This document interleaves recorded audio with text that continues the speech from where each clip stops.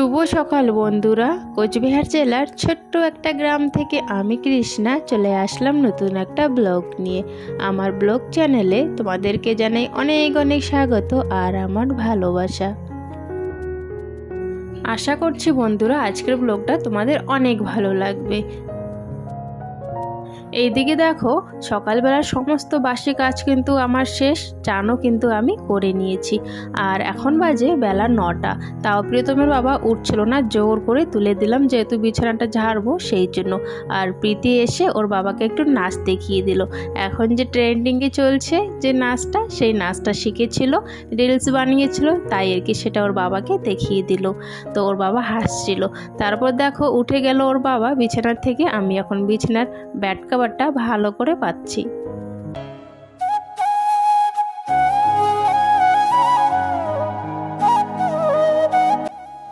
চলো বন্ধুরা, বিছানাটা ঠিক করতে করতে আমাদের কুইট বন্ধুদের কয়েকজনের নাম নিয়ে নেই। রিঙ্কু দেবনাথ বলেছ যে দিদি ভাই আমি তোমার ব্লগ আসাম থেকে দেখি, তোমার ব্লগ আমার অনেক ভালো লাগে, আমার নামটা নিও। এই যে রিঙ্কু দেবনাথ বোন, তোমার নামটা নিয়ে নিলাম। আর একজন কমেন্ট করেছো রক্ষ্মী কমেন্ট করেছো যে দিদি ভাই আমি তোমার ব্লগ ডেইলি দেখি, আমার খুব ভালো লাগে। Thank you so much comment করার জন্য। সবাইকে থ্যাংক ইউ সো মাচ আমাকে এত সাপোর্ট করার জন্য।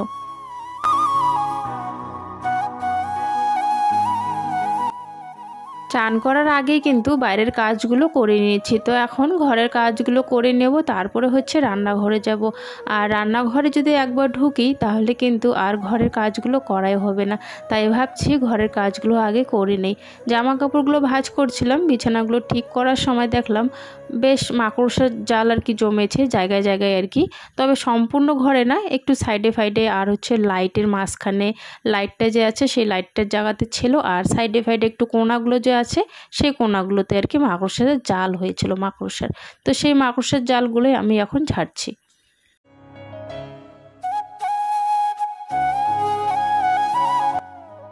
ঘরে ছিলিং না থাকলে দেখো তো কীরকম লাগে, উপরটা একদম মানে ফাঁকা ফাঁকা এরকম লাগে। তবে ছিলিং তো আর এখন দেওয়া হবে না। তবে আমি ভেবেছিলাম একবার যে পিছলে যে কাপড়গুলো থাকে, জর্জেটের কাপড়গুলো যে থাকে, তো অনেক জর্জেটের কাপড় ছিল।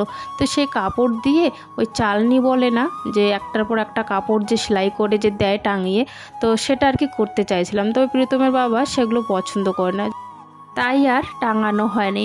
আর কাপড়গুলো যদি টাঙায় না তাহলে দেখবে বন্ধুরা কয়েকদিন পর পর কিন্তু নোংরাও হয়ে যায়। আর সেগুলো ধুতে কিন্তু অনেকটাই পরিশ্রম হয়, যেহেতু অনেক বড় কাপড় থাকে, তো সেটা একটু সমস্যাও কিন্তু হয়। আর সেই চালনিটা আর কি, চালনিটা যে আমরা বানাই কাপড়ে, তো সেটা আবার খুলে ধুয়ে আবার লাগানো অনেকটাই কিন্তু সমস্যা, তাই না? আর একদম হিজড়ি মিজড়ি ভালোও লাগে না দেখতে, তাই জন্য ওর বাবা তো একদমই পছন্দ করে না। সেই জন্যে আর কি কাপড়গুলো সেলাই করে এরকম করে চালনি বানিয়ে উপরে টাঙানো হয়নি। তো তবে দেখি যদি টাকা হয় কোনো দিনও, তাহলে যদি আমরা ছিলিং দিতে পারি তাহলে আর কি দেবো। তো যাই হোক, এদিকে দেখো ঘরে সমস্ত কাজ আর কি করে নিয়েছি। তারপর হচ্ছে বাইরে আসলাম, কিছু জামা কাপড় ভিজিয়ে রেখেছিলাম। আমি চান করেছিলাম যে আমার নাইটিটা আর পেটিকোট আর মেয়ের হচ্ছে কয়েকটা জামা ভিজিয়ে রেখেছিলাম, তো সেই জামা কাপড়গুলো ধুয়ে মেলে দেব। আর বন্ধুরা আজকেও বেশ কিন্তু রৌদ্র উঠেছে, আর খুব তাড়াতাড়ি কিন্তু আমার জামা কাপড়গুলো শুকিয়ে যায়। তো জামা কাপড়গুলো আগে ধুয়ে মেলে দিয়ে তারপরে হচ্ছে রান্নাঘরে যাব।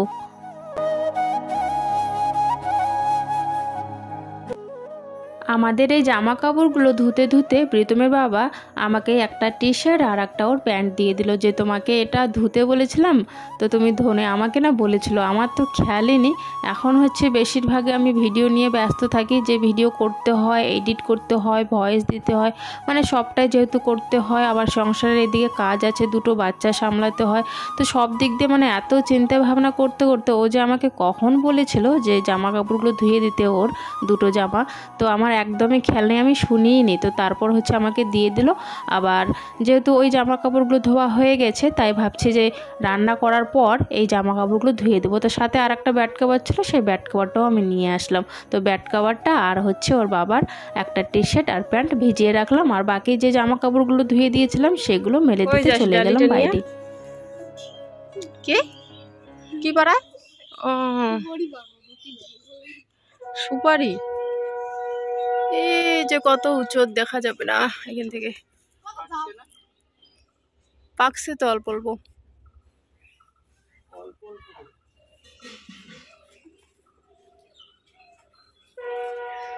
দেখি কেমন পাকছে। কই সর এখন এখান থেকে আরো বাড়াইতেছে কিন্তু। ওরে বাপরে, ভিতরে পড়ছে, ভিতরে এই যে ভিতরে পড়ছে। পাকছে, দাঁড়াও এখন ইস্যু ওঠো না, পরে মাথায় ঠাতায় আমার পড়বে। এই যে কতগুলো নিচে পড়ছে বাবা, তুলতে লাগবে। এই যে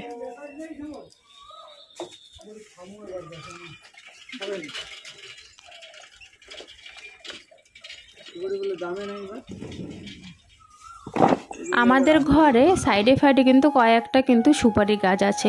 তো সেই সুপারি গাছ থেকে প্রীতমের বাবা সুপারি আর কি পাড়াচ্ছিল। এখন তো সুপারির দাম নেই সেরকম, তাই আর কি ওর বাবা ভাবছে যে এখন তো হুড়কা বাতাসের দিন আর কি, হাওয়া উঠবে খুব আর কি, ঝড় আসবে, তাই কিন্তু সুপারিগুলো পড়ে পড়ে নষ্ট হয়ে যাবে। তাই যাতে জায়গায় জায়গায় পড়ে পড়ে নষ্ট না হয় সেই জন্য কিন্তু সুপারিগুলো আর কি গাছের থেকে পাড়ানো হচ্ছে আর কি। আর পাশে দিয়ে আর কি যাচ্ছিল একজন সাইকেল নিয়ে, সে কিন্তু সুপারির আর কি ব্যবসা করে। তো সে বলছিল সুপারি বেচার জন্য, তো ওর বাবা না করে দিয়েছে, যেহেতু এখন দাম নেই তো এখন তো বেচে লাভ নেই, তাই না? যদি কিছুদিন পর দাম ওঠে তাহলে আর কি বেচা যাবে। তো ওইদিকে দেখো আমি আবার আজকেও আবার শাক এনেছিল বাজার থেকে, তো শাকগুলো আমি বেছে নিয়েছি। আর হচ্ছে প্রীতম আর প্রীতমের বাবা ওইদিকে মানে সুপারি গাছ থেকে সুপারি পাড়ছে দুজনে আর কি। আর এদিকে আমি চালের জলটা বসিয়ে দিয়েছি, এখন ভাতটা আর কি বসিয়ে দেবো চালটা।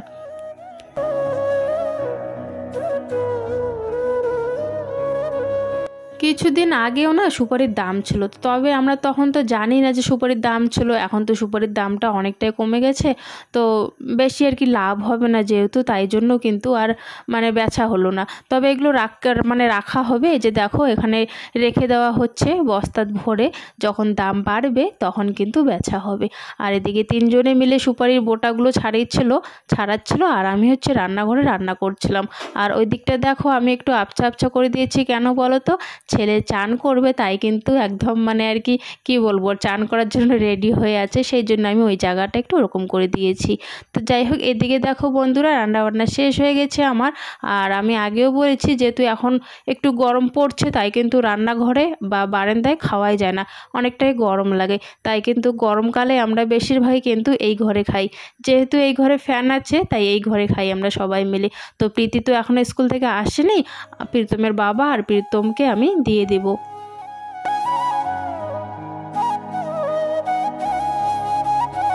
দুজনকে খাবারটা দিয়ে শুধু বাইরে গেলাম, দেখি মেয়ে ডাকছে আমাকে। আমি তো দেখে অবাক হয়ে গেছি, মানে আজকে এই প্রথমবার মেয়ে স্কুল থেকে একা আসলো। ওর নাকি একটা পাশে বান্ধবী আছে, তো সেই বান্ধবীর সঙ্গে চলে এসছে। আর আমরা তো জানি 3টের দিকে ছুটি হবে, তাই জন্য কিন্তু ওর বাবা আনতে যায়নি। তবে আজকে একটু তাড়াতাড়ি ছুটি হয়ে গেছে, টিফিন টাইমে ছুটি হয়ে গেছে, আমরা জানিও না। তো সেইভাবেই কিন্তু মেয়ে আর কি বুদ্ধি করে, জানে যে বাবা জানে না, দেরি করে আসবে, সেইভাবে বুদ্ধি করে বান্ধবীর সঙ্গে চলে এসছে। খাওয়া দাওয়া করার পরেই নষ্ট হয়ে গেছে কল, বাসনগুলো মাজিনি এখনো। কয়েকদিন পর পর বিমারি ধরে কলের। কিছু আছে নাকি? কি হয়েছে তাহলে? ও বাটিটা এসে হচ্ছে টেরাবে, সেই তো কই পাম্প দিলে জল বাইর হয় না, সত্য হয়েছে পাম্প দিতে জলেই বাইর হয় না। জামা কাপড়গুলো আনি বাইরের থেকে। খাওয়া দাওয়ার পর বাসনগুলো মাজতে গেলাম কলে পরে যখন, তখন দেখি জলই বের হয় না। তো একটু শুয়েছিলাম, তারপরে হচ্ছে পাশের বাড়ির থেকে কল খোলার আর কি সেগুলো এনে দিলাম, কি বলে ওগুলো, তো ওগুলো এনে দিলাম। সাইডে একটু যেহেতু আওয়াজ হচ্ছিল তাই আর ভয়েসটা আমি কন্টিনিউ করতে পারিনি, তো এখন আর কি ভয়েস কভারটা দিয়ে দিচ্ছি। তো ওই আমাদের কলটা মানে বারবার কয়েকদিন পর পর আর কি ওই বাটি যে বলে সেই বাটিটা আর কি পড়ে যায়। তো বাটিটা ঠিক করার জন্য মানে কলটা খোলার জন্য যে কি বলে স্ক্রুপ না কি বলে, তো সেই দুটো আর কি পাশের বাড়ির থেকে এনে দিলাম। তারপরে ওর বাবা আর কি কলটা খুলে এখন বাটিটা আর কি ঠিক করছে। আর কদিন পর পরই বাটি পড়ে। আর একদিন পড়েছিল তোমার একটা ওই নাট বল্টু থাকে না, ওই নাট বল্টু একটা বড়, ওটা খুলে গেছিলো। তো সেদিন আবার ওর বাবা বাড়িতে ছিল না। তারপর পাশের বাড়ির যে কাকু আছে সে কাকুকে ডেকে এনে আমি কলটা আর কি ঠিক করিয়েছিলাম। বাড়িতে না না না তাড়াতাড়ি বাসন মাজা শেষ আমার। একটু বাইরে গেছিলাম আর কি প্রীতিকে ডাকার জন্য। সন্ধ্যা হওয়ার দিকে সন্ধ্যাবাতিটা দিস। প্রীতিকে বলছিলাম একটু সন্ধ্যাবাতিটা আজকে দিস, তো ও বলছে তাহলে আগে আমাকে খাবার বানিয়ে দাও, তাহলে আর কি আমি সন্ধ্যাবাতি দেবো। তো বললাম তো সন্ধ্যাবাতিটা আগে দে, তারপরে খাবারটা বানিয়ে দেবো। তারপর কিন্তু সন্ধ্যাবাতিটা ও দিয়ে দিয়েছে। আর এখন হচ্ছে রান্নাঘরে চলে আসলাম। ওর বাবা সেদিন ম্যাগি বেশি করে এনেছিল, যেহেতু 4 প্যাকেট আছে এখনও, তাই ভাবছি বিকেলবেলা 2 প্যাকেট ম্যাগি বানিয়ে দিই। তবে 2 প্যাকেট ম্যাগি আমি যখন বানাচ্ছিলাম তার মধ্যে কিন্তু প্রীতমের বাবা আসে, বলল যে আরেক প্যাকেট আর কি বানাও, আমরাও একটু করে খেয়ে আর কি দেখি। তো আর 1 প্যাকেট 3 প্যাকেট আর কি ম্যাগি আমি এখানে বানাচ্ছিলাম যখন। তো প্রীতমের বাবা চলে আসে, প্রীতমের বাবা চলে আসলে তারপর হচ্ছে ও বানাচ্ছিল আর কি, ও দেখছিল আর কি যে ম্যাগিটা আর কি কত দূর। আর তো তারপরে এই যে প্রীতম তো মানে রেডি একদম বাটি নিয়ে আর কি, যে কখন হবে আর কখন আমি খাবো। বাটি আর হচ্ছে চামচ, এই দুটো নিয়ে একদম রেডি। মেয়েও কিন্তু রেডি, দেখো এখানে বাটি আর চামচ নিয়ে কিন্তু মেয়েও রেডি, মানে সবাই আর কি রেডি, যে আর কি গ্যাসের ওখান থেকে নামালে আর কি খাওয়া স্টার্ট করে দেবে। তো এই ঘরে তো খাবো না, রান্নাঘরে যেহেতু খাবো না, তো তাই জন্য কিন্তু আমাদের শোয়ার ঘরে আর কি নিয়ে যাই। তো শোয়ার ঘরে গিয়ে সবাই মিলে একটু একটু করে আর কি, মানে ওদেরকে দুজনকে একটু বেশি একটু দেওয়া হয়, তারপরে হচ্ছে আমরা দুজন আর কি একটু একটু আর কি মানে একটু একটু খাবো যেহেতু, তাই একটু একটু আর কি দুজনে নিয়ে নিয়েছি।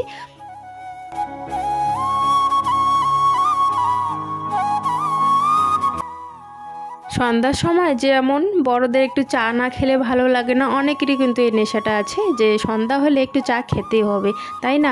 তেমন কিন্তু বাচ্চাদেরও এরকম সন্ধ্যা হলে একটু টিফিন হলো লাগবে, সকাল সন্ধ্যা একটু টিফিন টাইপের জিনিস কিন্তু লাগেই। তাই যেহেতু ম্যাগি ছিল তাই ম্যাগি বানিয়ে দিলাম। আর ম্যাগি যদি না থাকতো তাহলে 5 টাকা দিয়ে ওই 5 টাকার ক্রিম বিস্কুটগুলো এনে দিতাম দোকান থেকে, আর না হলে আটা তো থাকেই রেশনের ঘরে, গোলা রুটি বানিয়ে দিতাম। তো এরকম করে কিন্তু সন্ধ্যার টিফিন কিন্তু আমি দিয়ে থাকি দুজনকেই। তো যাই হোক, এদিকে দেখো সবাই আর কি নিয়ে নিয়েছে, আমি দেখো কতটুকু নিয়েছি, অল্প একটু নিয়েছি।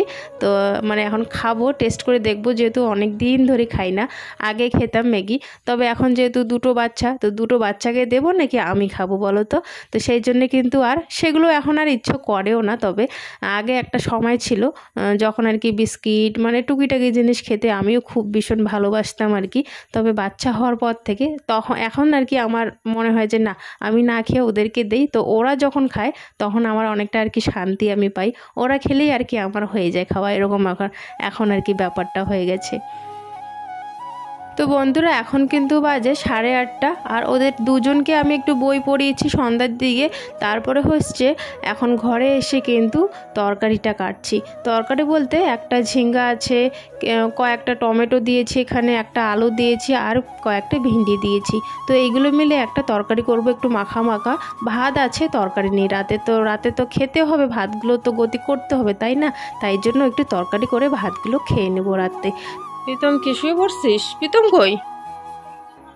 শুয়ে পড়ছিস? মশি টাঙানো শেষ?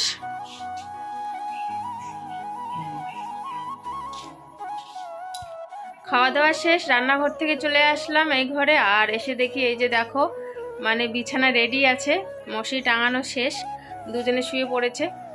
তো বন্ধুরা আজকের ব্লগটা এখানে শেষ করছি, দেখা হচ্ছে আগামীকাল নতুন একটা ব্লগের সাথে। সবাই ভালো থেকো, সুস্থ থাকো, আর আমাদেরকে একটু সাপোর্ট করো।